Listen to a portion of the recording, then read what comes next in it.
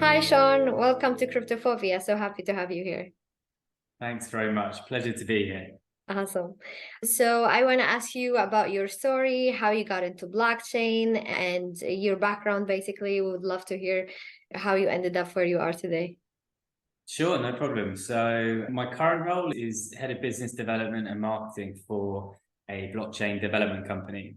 But I suppose my journey into the space probably started around 2018. That was when I first sort of dabbled with cryptocurrency. Yeah. I worked for a cloud computing sort of data center company at the time, and it was during a bull run, and we suddenly got this influx of people asking to put their miners in our data center. So that kind of, I was like, okay, what is this stuff? Mm. FOMO happened, and then I was like, all right, I've got to get involved in the Bitcoin thing. And obviously, when it happens that way around, I didn't become an instant millionaire, of course. But it kind of sparked my interest. But for the next few years, my knowledge of the space was kind of sort of trading Bitcoin, and the only thing I knew about NFTs was sort of JPEGs of apes and whatnot. So my interest kind of waned a little bit. It didn't grab me. But then I started working at SENS just over a year ago.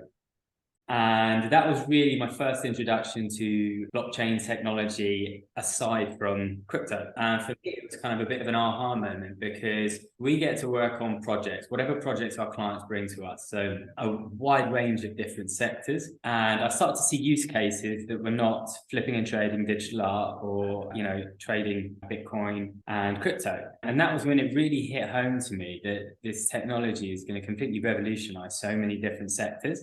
Yet most people's perception is that small application, which is crypto and digital art and JPEG. So for me, I sort of decided to go on a bit of a one-man mission after that to try and help people have the same transition as I did and really get to grips with what the possibilities are. So my background, business development, my background in Web3, it's since I joined SENS, and I'm actually based in Vietnam. This is where our development team is. So, Awesome. Awesome. in a nutshell, that's me and my journey into Web3. Amazing. So when you started learning about Web3, what tools did you use? And what do you recommend someone who's a beginner listening in now if they're also looking into learning more about the technology and not so much about the buzz, about crypto and the trading? Cool. So in terms of learning about the space, I think the most important thing is finding an area of interest, right?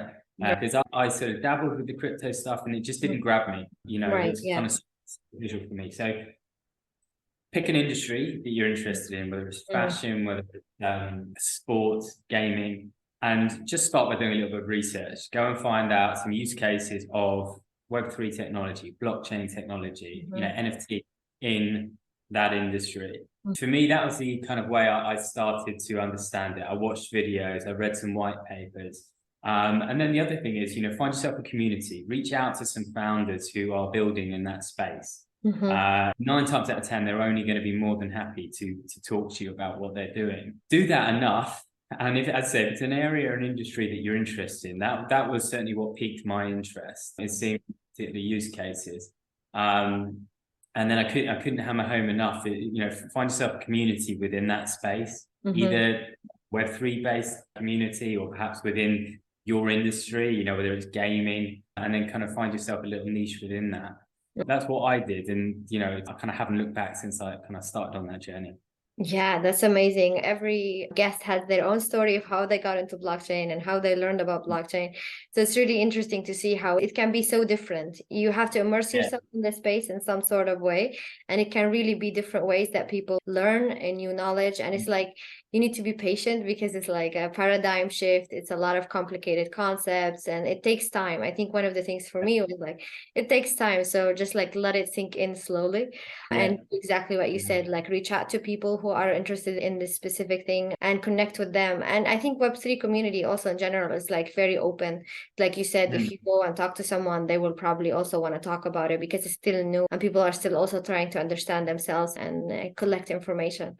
That's awesome. And I think it's still so, because we're so early and it is such a new space, everybody's learning. If you know what I mean? So there's so much information out there, easy to understand information, whether it's videos, white papers, podcasts like yours, that are really there to educate people. And you speak to anyone in the Web3 space, and most people are probably in that they've been in it for maybe 1 or 2 years is probably average. There's been a few that have maybe worked on enterprise blockchain projects for a bit longer, but most are still relatively new. So everybody's very open and welcoming to people that are new to the space, because they were only there like a year before.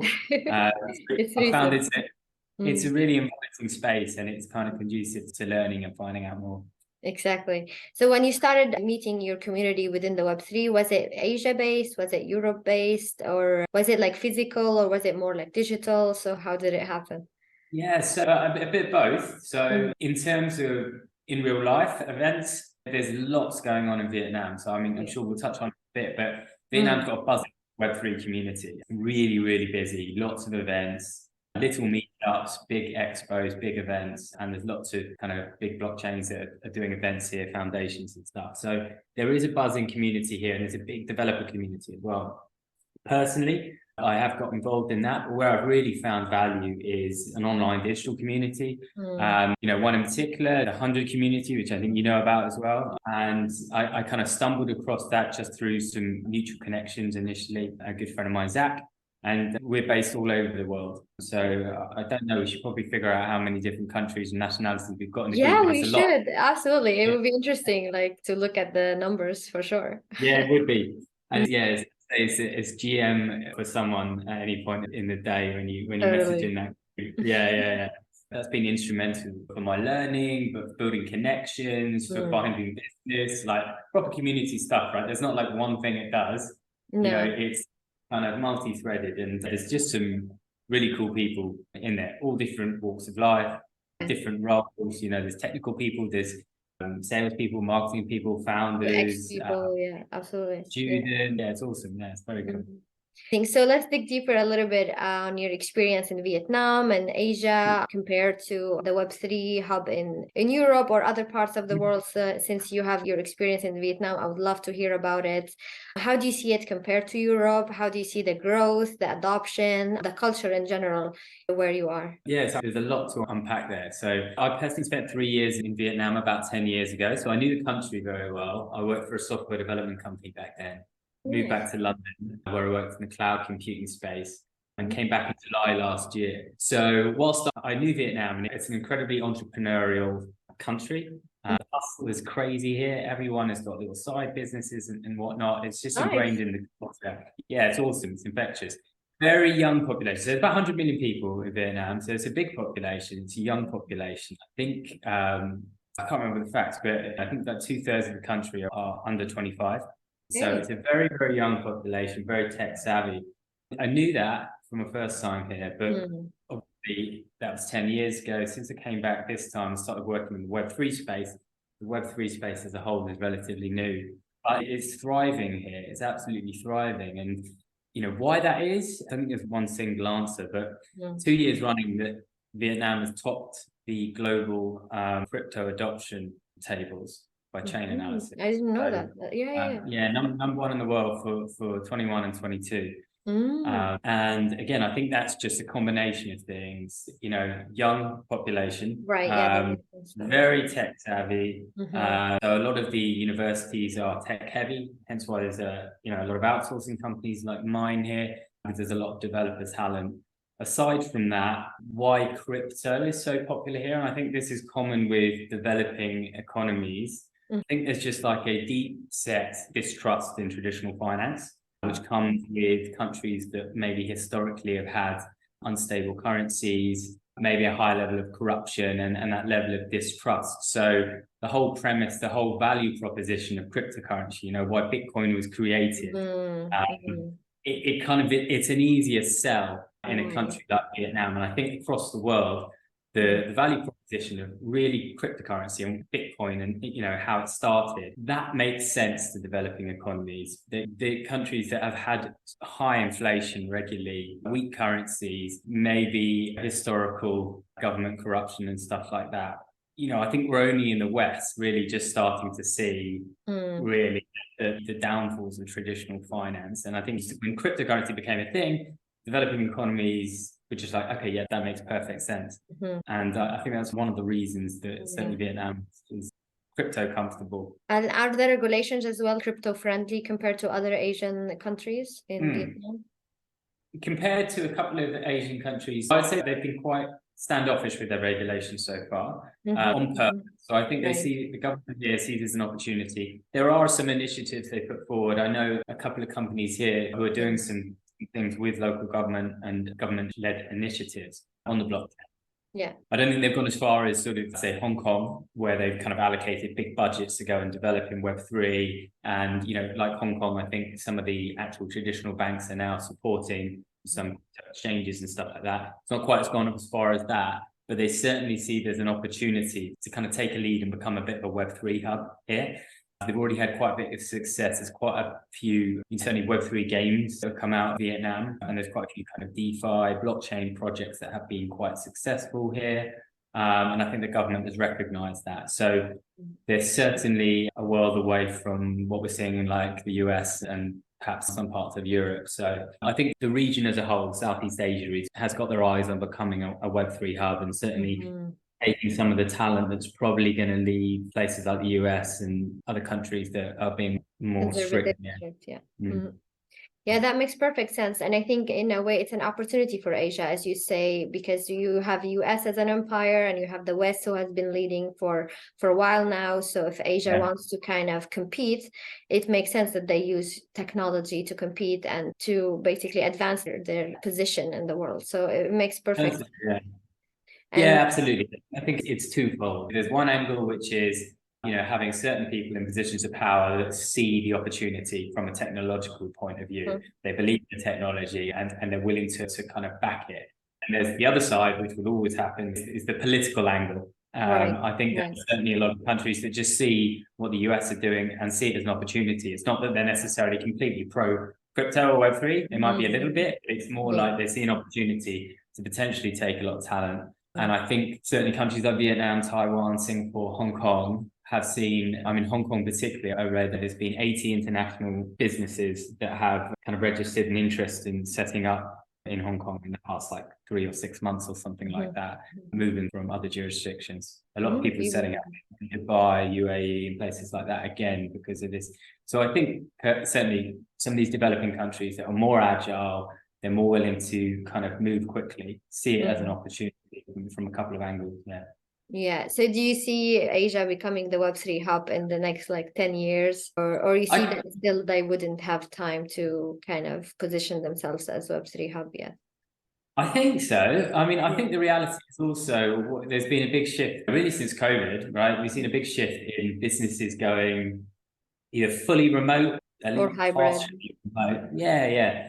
So I think that has kind of just played into the hands. I think it's not going to be like traditional business and traditional finance where you are going to have New York or London as the epicenter of finance and it shifts every 10 years back from one to the other. I think the reality is, you know, as we become more global and kind of ease of communication and remote working, it kind of means that's the whole premise is kind of decentralized, borderless, and companies can kind of adopt that as well. So whilst I think companies will be businesses moving to Southeast Asia and UAE particularly because of their crypto-friendly stances so far, I don't think we're going to necessarily just see one place that's going to dominate like previously. We don't have to at the minute. You know, like a lot of our clients that we work with on Web3 projects, you know, they might be registered somewhere, but they might be big companies, but they're fully remote, and sometimes it's an absolute nightmare trying to organize client calls because we've got so many time zones. It's going to be the middle of the night, but that's the cool thing we can do business these days.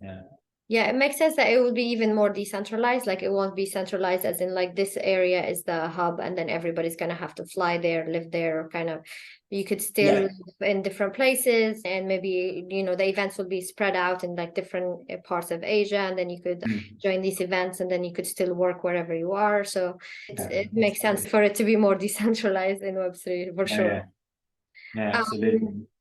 Yeah, so moving into adoption, where do you see the adoption today of Web3 in Asia or also in other parts of the world? You mentioned earlier that like we're still early, so mass adoption hasn't happened, that's for sure. But where do you see it evolving, and why do you see it taking so long for mass adoption? Yeah, I think in terms of why do we see it taking so long, I think it's because we're early, right? I think this is just the nature of any new technology and advancement in technology. It takes time. does. We are still super early. Sometimes it feels like we might be getting close, but I think that's just because Web3 has this sort of echo chamber, you know, in your communities, and you're talking to other founders, and sometimes it can sound a lot louder than it actually is. And you take a step out of the Web3 world and you realize that, you know, most people have no idea. And again, that doesn't surprise me or worry me. It makes perfect sense, because you look at the types of things that are holding it back. They're common things with any new technology, and I think for me, it's the user experience is the biggest inhibitor. You know, security, and what those have a knock-on effect is the perception. You have lack of education, and I think that's twofold. There's lack of education within the Web3 community. There's the lack of education of how to market a product. You know, it's been tech driven for too long. We need to move away from that and be value driven. And then, you know, longer term, you've got interoperability. And what I mean by that is you've got multiple blockchains. I think 90% of the blockchains that we know today will probably die out in 5 to 10 years time. Everyone's competing to do the same thing. In terms of an end user, you might have a Web3 application now and it works in isolation. So it might have a really good value proposition, but it works in isolation. You know, when we get to a point where the technology is good enough, the user experience is good enough, people have been onboarded because it's easy to do so, you're going to get to a point where just things are interoperable, and you'll be able to do everything through your phone. You know, you'll have stored on your phone, you'll have your passport, your driver's license will be NFTs. They'll be stored on your phone in a digital wallet. And you'll be able to pay with potentially crypto. You'll be able to easily exchange money. You'll go on holiday and your plane ticket will be an NFT. Your hotel booking will be an NFT. All your loyalty programs, and you'll be able to buy and sell these when you can't make them very easily, all through the same apps that everybody uses just like they currently use on their phone. And then suddenly everything interconnects there. And, you know, oh, I can't make my holiday. Cool. I'll just sell my NFT of my booking and my flight quickly on my phone, and oh, my wallet is topped up with the funds that's generated, and I can instantly go and spend that, you know, somewhere else. And you have that level of interoperability, everything else just makes sense. Until you have that, you've kind of just got niche products, which are great, but there's not really sustainable and there's not that longevity in it. But again, in terms of where we are, because the user experience is not there, it's not easy for you know, every man and his dog to be onboarded right now. And for a long time, there's been that thing of, you know, to be in Web3, you've got to have been rugged or scammed or lost your 12-word seed phrase and stuff. For as long as that exists, right, there's never going to be mass adoption, because it can't happen. You know, that can't be. That has to be a thing of the past if we're going to have mass adoption. Absolutely. I have actually recorded an episode with Maria focused on user experience and why is it so bad in Web3. So I totally understand this, and I also talk about it, how I got, like, when my first interaction with Web3 was actually an NFT, music NFT that I produced, and then the money comes into MetaMask, and 3 days later it was drained from everything. And then I was like, okay, yeah, now I have an authentic Web3 experience. And I was like chatting with the community, and they're like, oh yeah, welcome to the club. Welcome to the club, yeah. And I'm like, but this is not encouraging, you know. It's discouraging. So as long as we're not encouraging people to come in and feel safe, and not everybody's going to be tech savvy, as you say. Like, some people just want simple user experience, and I don't need to understand all the technology behind it. And also the interoperability that you're talking about. I don't know how many projects do you think today are working on interoperability, because that's like a key. If I'm going to go onto Ethereum and then I'm in that ecosystem and it has no connection to Bitcoin, or it has no connection to other kind of, and I cannot transfer data, I cannot do anything there. So it's going to be limited, right? You will have to like only use all the products on Ethereum. And then also every time you're moving your stuff from a place to the other place, you're paying all these fees, and it gets all complicated. So if you have more experience within this or thoughts on this, and which projects are working on this, because I see this as like definitely a big issue.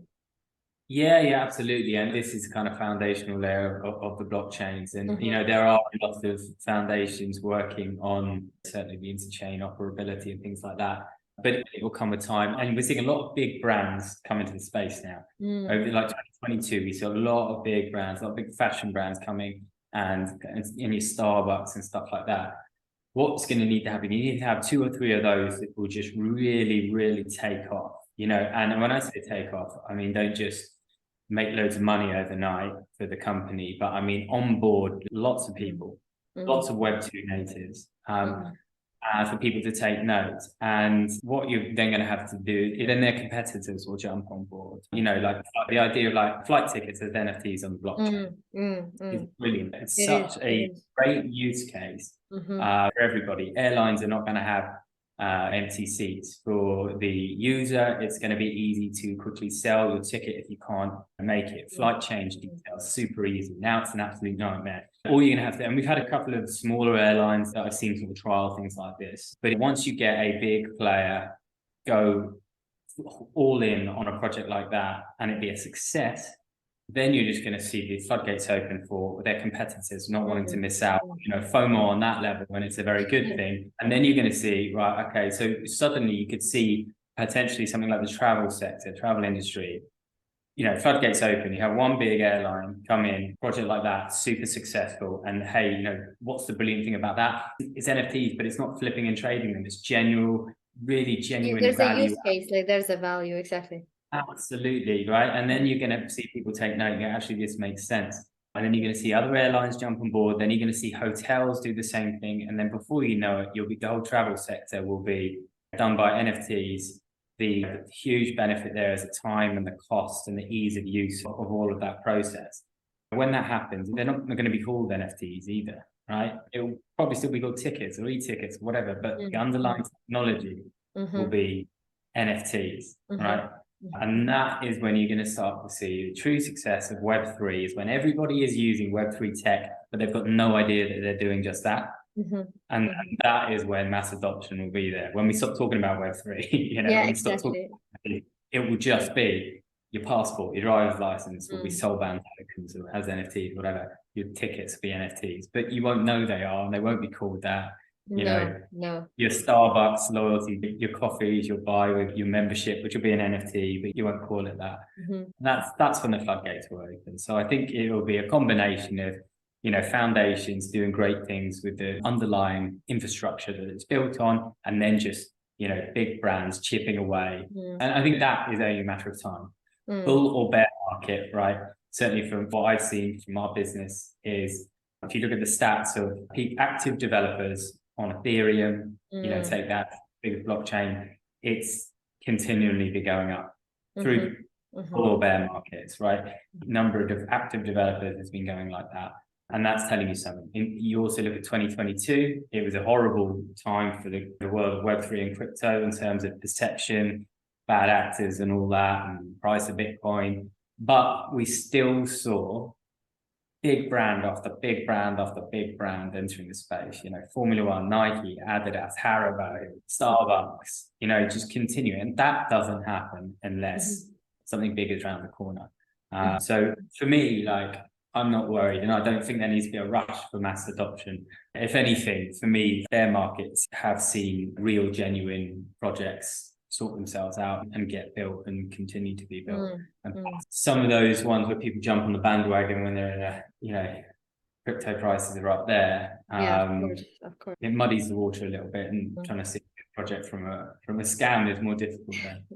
Yeah, absolutely. It calms down everything, and then you can filter easier the noise. It's like the noise is much more reduced in bearish markets. So one of the things I always get from beginner skeptics that listen to this podcast as well is like, why do I have to learn about blockchain before mass adoption? So as you mentioned here, for example, that's at one point you will use Web3, but you will not know that you're using it, and you don't need to understand the technology. You will use it in some way or the other. And then some people's like, okay, why should I learn about it now? And it's really hard for me to answer that question. But if you could help me answer it, it would be great. So like, why would I learn about it and not just wait for mass adoption? Why? Sure. I guess it depends on who you are, like, and what your incentive is for getting involved. My mum and dad, you know, they'll eventually use Web3 technology without knowing that they need to. They don't really need to learn about it. And, you know, trying to educate them will fall on deaf ears. You know, there might come a time where the UX is good enough and there is enough incentive and value add that there's an app that my mum would benefit from using, right? And then it might take a little bit of education and making sure she knows how to set up the app security-wise. And that's what we do with non-technical people when they set up a social media account or something like that. But in terms of educating, it's for people that are close to the space or people that want to make the most of opportunities out there. If you are someone that has business ideas, understand the technology and try and see where you can potentially leverage the Web3 technology to help you in your business, you know? So it's kind of twofold. If you're in the space, educate. If you're loosely around the space, plenty of ways to educate yourself, find out more and find out use cases and find out ways your business might be able to streamline itself through using blockchain technology. And the second one is if you're a startup, if you're an entrepreneur, there's so many things that you can look at for kind of, you know, NFTs potentially help your business that just wasn't possible before. And the incentive there to go and find out about it is in the same way as just business 101. You want to be looking at innovative ways to further your business. And it doesn't matter whether you're a startup or an existing business. I spoke to someone at Panerai, a Swiss watchmaker, been around for a long time, luxury watches, and they're utilizing NFT technology. So they're doing something called, I think they're calling it digital passports, which is basically when you buy one of their watches, you get an NFT linked to that watch. I think for the fun side of it, I think there might be some artwork linked to it and you get some added benefits and membership association. But in terms of what the watchmaker is getting out of it, these are luxury watches. So they go up in value over time. What happens with luxury watches, like Rolexes, it gets sold 10 years down the line. And then maybe 5 years later, it gets sold and it's gone up in value. So this is a huge market, huge value, right? Past the first sale. Now, previously, this watchmaker, Panerai or a Rolex or something like that, would have no access to their consumers in the second market, in the second-hand sale. With this NFT, they do now. They have direct access. So the revenue opportunity, the marketing opportunities there are massive. Not to mention, you've got the NFT acting as a means to, or the technology enabling authenticating the watch. Again, luxury goods, pharmaceuticals and stuff like that, big problem with black market. As soon as you are diamonds, wedding rings, engagement rings, stuff like that, diamonds is a little bit of paper that certifies the level of diamond. That's ridiculous, you know, and that's why there's such a problem with it. But utilizing NFT technology to do this stuff makes more sense. It makes absolute sense. And again, it just moves away from the flipping and trading, which is just a short-sighted view of NFTs. That's such a tiny application. And, you know, not that it doesn't have its place, don't get me wrong. In the same way as people trade real art, it's got its place, but it's such a small application of the technology. Absolutely. I think that's a great answer. In many ways, you have to also see why you're learning about this space. I think learning the space can be beneficial in many ways. If you are techie in general, understanding technology, understanding new waves of technology, make you understand the world better. Like me coming into also understanding blockchain, I had to understand the financial system that we have today, for example, that I didn't maybe understand in depth before. But in order to see the parallelism within blockchain for specific concepts, I had to learn it in the old world or like the Web 2 world, and then learn what is it in parallel with. So I can understand the world better. So it does expand your worldview. It expands also your thinking and understanding of reality as it is. So if you're curious, if you're techie, then this is also a great way for you to expand your curiosity and expand your understanding of the world and technology. And also if you're in a business, it's also great for your business. If you're an entrepreneur, if you work as a founder, or if you work even in a team that is trying to solve different issues, how can you leverage the new technology into solving these issues? And how can you also be ahead of the market? Because in many ways you have a lot of competitors, as you say, and if they come in first and you're not ready and you don't know anything about the technology, and then they're already there, launch their product, and you're not ready, you're like way behind. So like to catch up and then, you know, do something and launch something in that space, it will take a long time. You don't have to be in it, but being around it, being close to it, makes you at any moment you decide to enter. And if they're competitors, if the market changes, if something changes, you are ready for launch, basically. Yeah, definitely. The other thing I was going to say, you know, again, just kind of business 101 is looking to pain points in the industry that you're in. You know, ultimately, for any project to work in business, forget web 2, web 3, whatever. For something, for your project, your product, your service to work, it's got to be solving a problem, it's got to be making something better, right? You know, so taking an industry that you're interested in or you work within, finding a problem and seeing where the technology might be able to enable you to do something different. I mean, again, that's, you know, when I moved to Vietnam, the idea, the concept, the value I had of crypto just hit home when I moved. I'm in a little bubble living in London. Bank transfers. I worked for a company whose client payments, it was all within the UK, so nice and easy, instant payments. I had a Monzo bank account. Come to Vietnam, and we're international. All our clients are everywhere but Vietnam. Trying to get international payments to and from Vietnam through traditional finance is like getting blood out of a stone. It's an absolute nightmare. To the point where sometimes it's impossible. So it's not easy to do. You have to find long workarounds that are costly, lots of paperwork involved, potentially using other bank accounts in different jurisdictions. Right. So from the individual point of view, and then all of this starts to hit home. Now I get why crypto it makes sense in Vietnam, why the adoption rate is so high. Vietnamese is a largely unbanked population as well, which again is common with developing economies. So just this idea of, I lived here for a while and I really understood the pain point of traditional finance way more than I did when I was in the UK. And that's just the same. If you're in an industry, understand the pain points, and then you've got a foundational knowledge of the technology, of blockchain technology, you understand how it works. That can then potentially get you to think, all right, where can I improve something? The travel sector with hotel bookings and flight tickets, huge benefit there. You know, fashion sector, authenticating luxury goods, pharmaceutical industry, using NFTs to authenticate goods, supply chain, using NFTs to kind of hold companies accountable and track goods from raw material right through to the product in the store. This is all stuff that is not possible to do in the current system. This is where blockchain technology is changing things. And I challenge anyone, pick an industry and research it. Is there somewhere that blockchain technology, Web3 technology can't improve it? I think you'd be hard pushed to find one. I think every sector could be improved. And then how close we are to that is not from a technology standpoint. Normally it's a regulation one. For me, one of the best use cases, real estate sector. And there's so many different areas within that. Fractionalized investment opportunities, tokenization, using NFTs, fractionalized investments in properties. It allows, you know, normal people to invest in a property with $100 worth. You don't have to be a high net worth individual, but also the buying and selling of a house in Europe, or as I know, is long, it's arduous, it's costly. It is, yes. You're paying third parties, and you're like, why am I paying this person £5,000? It's because they've got a bit of paper somewhere to do with the deeds of the property. That can be stored on the blockchain.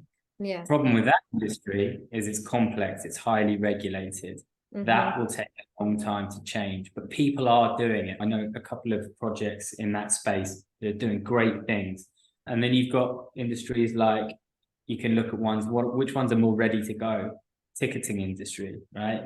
It's littered with problems, with inefficiencies, fakes, less regulated. So that one is good to go. We're starting to see people, you know, companies experiment with NFT ticketing, and I think that's going to be something we're going to see as one of the first big movers. One of the things that you also mention is that, for example, I have a MetaMask. My MetaMask will have my NFT, which is my ticket maybe for a plane.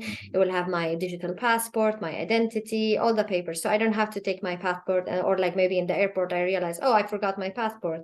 I can't board my plane. I can't do anything. I have to go back, reschedule, all these things. So it's nice that it's in a way reducing that complexity, and you always can identify yourself. You always have all of your stuff in your wallet, but at the same time, maybe here we're coming into the phobic part, but isn't that a lot of control? Isn't that a lot of data? How can we make sure that that can be done in a safe way, that your data is not being misused, or like that your identity is not being misused as well? I think that's the premise of what, again, blockchain should be, and the kind of utopian view of a truly decentralized system. And that's where we want to get to. But you're absolutely right, because someone can go and build an enterprise blockchain and it can be 100% centralized. That's not what we're saying. So you're right, there is a consideration from a technological point of view, but also from how the infrastructure is set up. And having truly decentralized is an essential part for sectors that are dealing with more security conscious data. They are probably going to be the ones that it's not going to be immediate. They're going to be the ones that are a little bit further down the line. Technology is always ahead of regulation and security. Yeah. It has to be. You have that little bit of a lag. But yeah, it's certainly a consideration. But again, every technological advancement, you're always going to have security concerns, privacy concerns. And that is just down to people building in the right way with the kind of right ethics, right morals, right ideals. And do you see those issues handled differently in Asia compared to Europe, according to your experience when it comes to safety? And do you see it also more decentralized in a way? Because I have also been in touch with a lot of companies who say we are decentralized, but when you look at them, they have like a certain center that makes all the decisions. Maybe the founder, the CEO, even DAOs, they say we're decentralized. But then when I have also one episode with Alexa, and she's also talking about like, it's not really truly decentralized. Like you say, the utopia, the vision, is what we want, but it's not realistic where we are today. So that's also why I'm a bit skeptic. I want this to happen, but I also want to believe that it can happen in a way that I don't lose my right for my data and I don't feel manipulated. You know what I mean? Yeah, absolutely. And I think it depends on what particular section we're looking at. And whether you're in a DAO, there's a level of decentralization that needs to be built into that. But again, I think this just comes to, like in this day and age, we have companies that are set up in the right way. There are companies that are set up a little bit more shadily. That will always be the case. Yeah, and I think just in terms of, do I see more one way in Asia than in Europe? Not particularly. I guess a bit biased just because I've been in the Web3 space longer in Asia. I think anywhere you're going to get the same proportion of good actors and bad actors in the early days. And I think that's going to be the case. But I think certainly in terms of decentralization, it depends where you're looking specifically. Obviously, if you're looking at secure data, you want that to be truly decentralized. You want that to be secure. So you would build it accordingly. If you are looking for just an NFT for a membership, perhaps that level of concern doesn't need to be at quite the same level. But as long as it's built on a decentralized blockchain, there are loads and loads of different chains. A lot of these won't exist in 5-10 years' time, and there will be more standards, and people will be better educated on being able to tell a reputable company from not. Just in the same way as now, we're all pretty safe when we want to go to an e-commerce website, right? And you go to Amazon or wherever to order stuff off. It's not too often that people get scammed anymore, but in the early online shopping days of the internet, people didn't have this level of knowledge. And people got scammed, and you didn't know to look for the secure sign of a website, and you couldn't tell a scam website from a reputable one. Now it's probably only very few people that make those kind of mistakes, and it will be the same. Yeah, usually I end with this question as well. What are you bullish on and what are you phobic about? And I guess this is a segue into that. You could start with what you're phobic maybe, and we end with what you're bullish on. We end with a positive note. So what am I phobic about? Well, I'd probably say two things at the minute. Well, just one, because it's fresh in the news. Any sort of US regulation news, I'm phobic about at the minute because it's a bit of a nightmare situation. But I'd say key thing I'm phobic about is, just because of the damage it does to the reputation, is all the noise being about flipping and trading when it comes to NFTs. Yeah. I'm bullish over NFTs, but not as we currently know it. So, okay, you're bullish on NFTs, but not the trading part. Value add utility usage, digital identity, plane ticket, travel sector, authenticating luxury goods. That's the stuff that I'm bullish on. Yeah. Makes perfect sense. Yeah, do you want to talk about some of the projects that you're working on, or where can people find you, and any of those details so that people can reach out if they have any questions? Yeah, sure. So find me on LinkedIn or Twitter as well. LinkedIn's where I'm most active. Yeah. And in terms of the projects that we're working on, a lot of them we can't really say because we're under NDA. But we do work on a range of projects. So I'd say A lot of our projects are in the DeFi space, digital asset custody platforms. We are working on a very cool app at the minute. I can't say much about. It's kind of, going to be a bit of a super app within the Web3 space. And other than that, we've done some cool NFT projects within the travel sector. We're working on one at the minute, company that's going to basically try and revolutionize the very Web2 heavy travel sector and do something pretty cool and new. Cool projects in the sports sector as well, with some big names in England. Amazing. That sounds exciting. A lot of things to look forward to, definitely. Yeah, absolutely. Very much so. So do you have any final remarks before we end this? No, it's been an absolute pleasure. And thank you so much for inviting me on. I've been listening to your pod, so very excited to join, and thank you very much. So thank you so much for coming on, and we'll have you again soon. I hope to hear about your updates, your new projects. And I learned a lot from this episode. I had no idea about Asia, to be honest. So like this was really very useful for me. Maybe I'll come visit you in Vietnam someday. Absolutely. Yeah, come and visit. Honestly, the Web3 scene in Saigon is crazy. There's literally 2 or 3 events every week. It's awesome. So you love it. Okay, I might do that soon. But yeah, so thank you so much. And thank you for everyone listening.